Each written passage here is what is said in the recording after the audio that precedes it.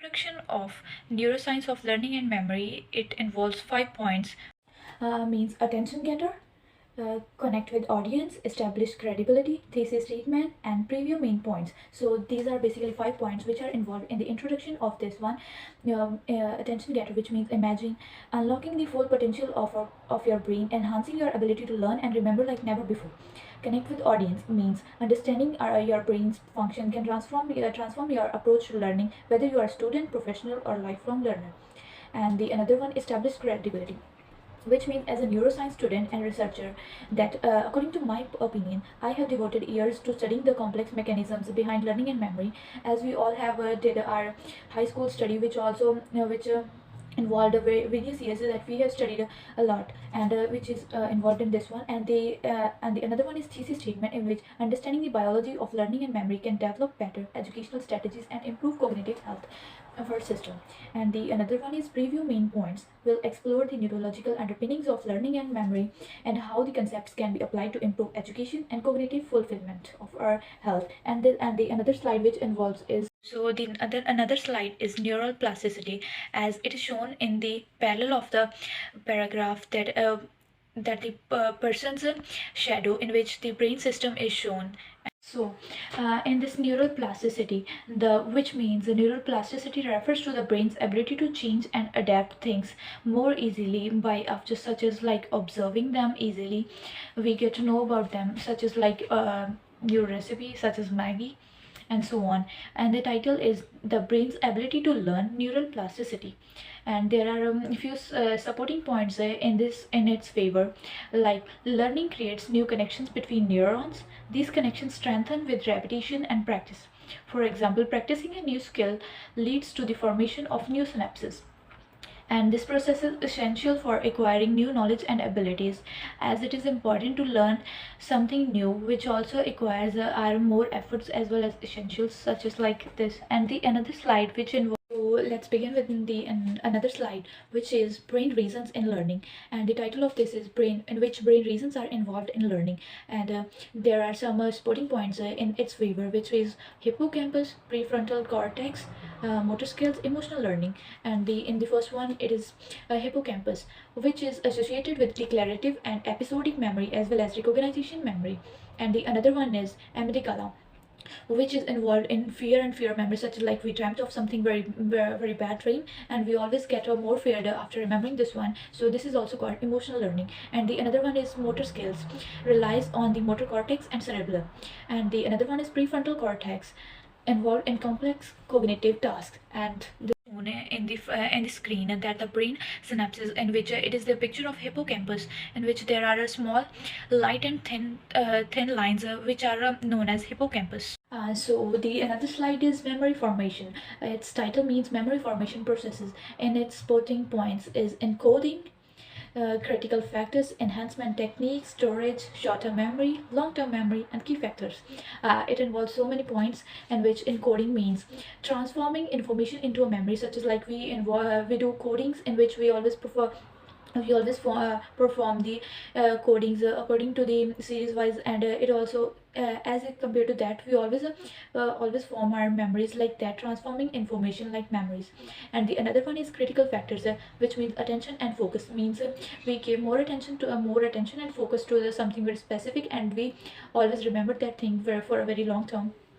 And the another one is enhancement techniques, visualization and association. And another is storage, maintaining information over time. Another is short-term and long-term memory loss. Short-term and long-term memory, which involves in the first one is we hold memory for a temporary time period, and the long-term memory means we stores information for more than a specific time period, which always we remembers for like more than 5 to 6 years, or the maybe more than that. And the key factors it involves are rehearsal, repetition, and sleep, which are also included in this one. And the slide of this, so this is another slide which is enhancing code. So enhancing encoding means techniques to enhance encoding, such as like supporting points in this: visualization, association, creating vivid mental images aids memory, which is included in visualization. And in the association, linking new information to existing knowledge facilitates recall, such as like we make one recipe, and today it is a bit sour and salty, and the another day we make this recipe again, and this and that day we make it very well. So like we always add more linking more new information to the existing one to make it more better and make it more suitable. Here is the another slide which is importance of sleep. So in this slide we'll talk about importance of our sleep, as we can also say that role of sleep in memory consolidation. Its supporting points such as like sleep rehearsal and repetition, as we talked about the earlier slide. Sleep crucial for transferring information from short-term to long-term memory, as we always think about something our day-to-day life things in our daily life and before sleeping, and those gets in our dreams, and we always make something new in our dreams, and such as like imaginations, and make them more long-lasting memories.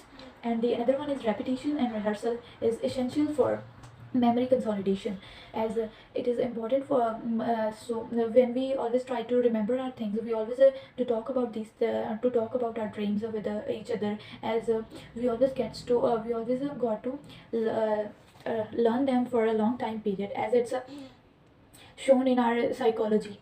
As in the last one slide, it was shown about the persons sleeping in front of the beach, and in this slide we'll talk about applying neuroscience to education. In this slide, its title is Enhancing Education with Neuroscience. And in its favor, there are some points like spaced repetition, multisensory learning, and its examples, such as like spaced repetition means improve long-term retention, and multisensory learning means engages multiple brain areas.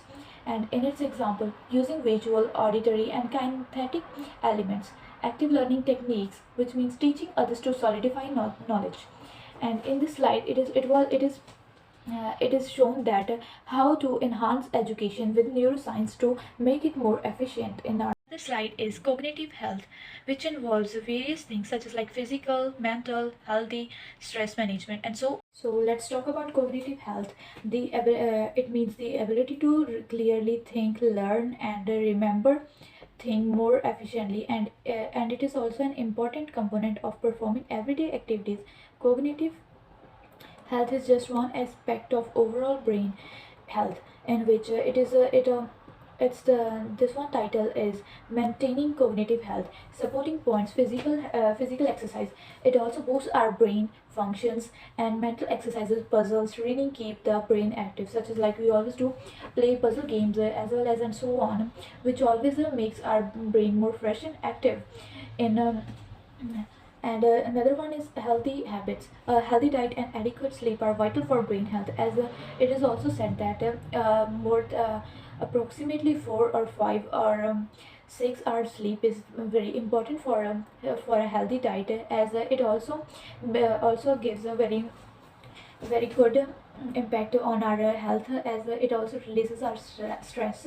And the another one is stress management, mindfulness and relaxation techniques of cognitive function, which is involved in this. And so let's move to the another slide. I think that one is conclusion, so here we'll end up with this one. And so in this slide it is the conclusion and the summary of main points which we had talked about earlier.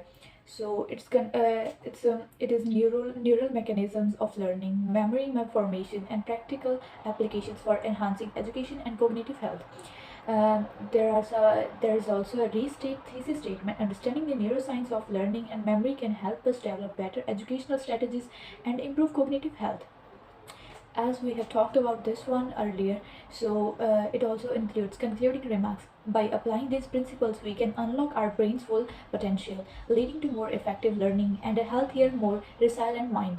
And it can also give a very good impact on our body as well as our brains, which can also make a good move for our healthy diet. And slide which is shown on the screen. So we'll make it more. Yeah, so it's a conclusion, and the pictures which are used in this presentation are referenced from Google, as it is very well